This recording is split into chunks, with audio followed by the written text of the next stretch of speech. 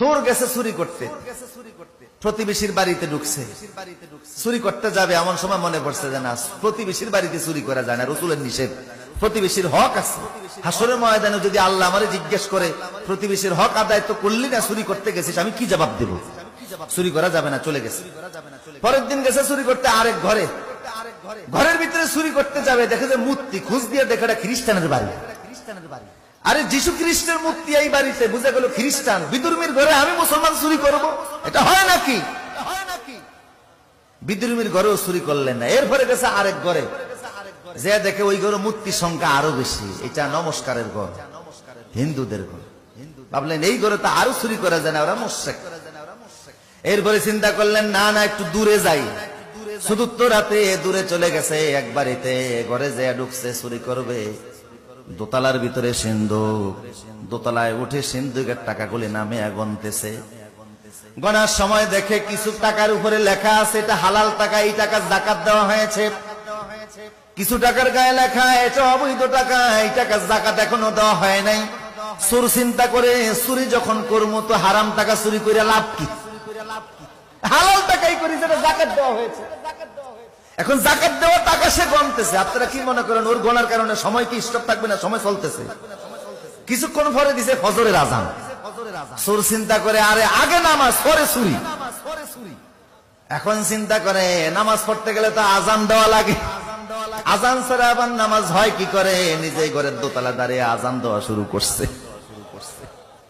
ঘরের দোতলায় কোত্থেকে মুয়াজ্জিন আসলো, আজান দেওয়া শুরু করেছে।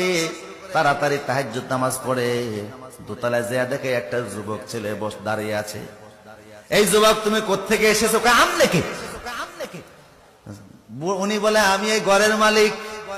ফজর নামাজ পড়ছেন নি? কয় না এখনো পড়ি নাই। উজু আছে নি? কয় উজু তো আছে। একামত দেন মিয়া। চোর হইলো ভালো করে জানে যে নামাজ পড়তে হলে আজানও দেওয়া লাগে, একামতও দেওয়া লাগে। বললো একামত দেন।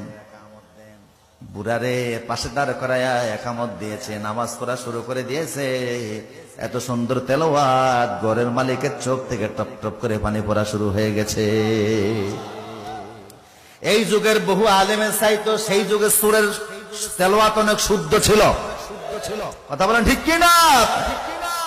ওরা তিলেল কোরআন তারতিলা, কোরআন তেলাওয়াত করা লাগবে শুদ্ধভাবে। কিভাবে? কিন্তু বহু মুসলমান আছে 70 থেকে 80 বছর বয়স হয়ে গেছে, 40 বছর নামাজ পড়তেছে, এখনো তেলাওয়াত শুদ্ধ। রাসূল বলেছে রুব্বা কারিন আল কুরআন ইয়ালআনুহু, অনেক মুসলমান আছে কোরআন তেলাওয়াত করে অথচ কোরআন তাদেরকে অভিশাপ দেয়। এই অভিশাপ থেকে বাঁচতে হলে কেরাত শুদ্ধ করার দরকার আছে না নাই? আর বাংলাদেশে এর চাইতে বড় সুযোগ আর দুনিয়ার কোন দেশে নাই। কারণ এত আলেম, এত মসজিদ, এত মাদ্রাসা পৃথিবীর আর কোন দেশে। আমার প্রিয় সুদীপ, নামাজ পড়া যেমন ফরজ, কেরাত শুদ্ধ করাও। চোর তেলাওয়াত শুনে গৃহস্থ মানে খুশি হয়ে গেল, খুশি হয়ে বলে তুমি কে, তোমার পরিচয় দাও। বড় সুন্দর কণ্ঠ দিয়ে নামাজ পড়িয়েছো, আমি বড় মুগ্ধ হয়ে গিয়েছি। চোর বলে আর পরিচয় দেওয়ার দরকার নাই, যা হওয়ার তা হয়ে গেছে, আমি যাচ্ছি, আসসালামু আলাইকুম। উনি বলে না, পরিচয় দেওয়া লাগবে। কেন এসেছো আমার ঘরের দোতলায়? তুমি কেন আসছো? কেমনে ঢুকছো?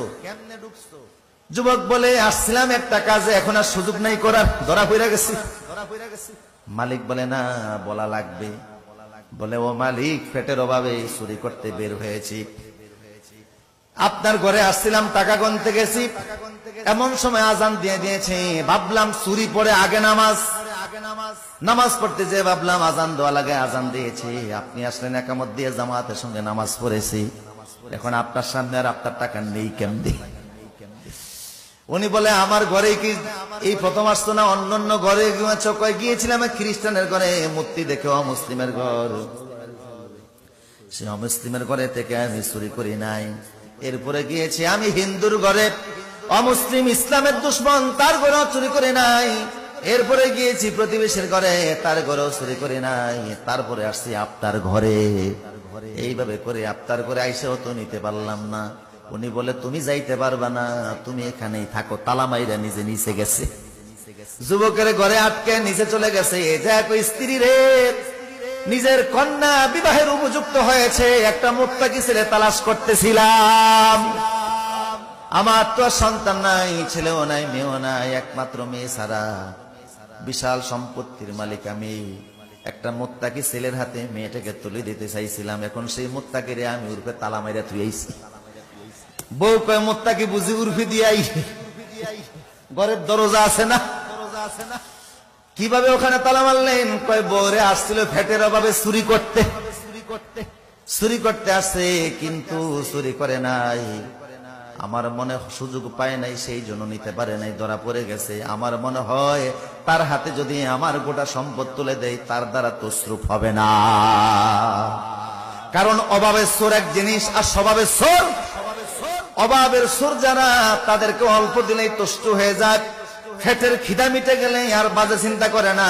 আজ যারা স্বভাবের চোর, হাজার হাজার কোটি টাকার মালিক হওয়ার পরেও স্বভাব থেকেই যায়। কখনো মালয়েশিয়াতে সেকেন্ড হোম করে, এরপরে লোভ হয় আমি কানাডায় করি। এত লোভ মিটে না, তারপরে যে আমেরিকাতে, লন্ডন সহকারে বিভিন্ন দেশে হাজার হাজার কোটি টাকা পাঠায়, তারপরেও তার লোভ মিটে না।